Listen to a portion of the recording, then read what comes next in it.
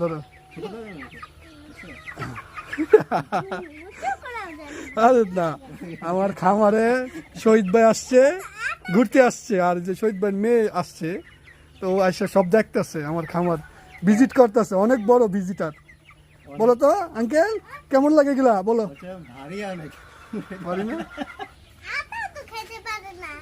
এই মুরগিগুলো আপনার অ্যান্টিবায়োটিক মুক্ত, আপনি একটা সেফ জিনিস আপনার বাচ্চারা খাওয়াইতেছেন, নিরাপদ জিনিসটা আপনি খাওয়াইতে পারতেছেন, ঠিক আছে না? এগুলো হচ্ছে আপনার সবচেয়ে বড় বড় সুবিধা।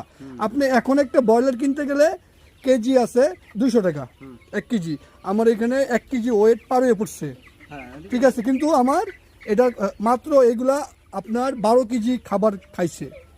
মুরগি ছিল 10টা, আজকে আমরা একটা জব করছি, ঠিক আছে? 23 দিন, মানে এটা আর কয়েকদিন পর থেকে খাওয়া শুরু হবে। আমি আবার এই যে নিচের খাঁচার মধ্যে 5টা তুলবো।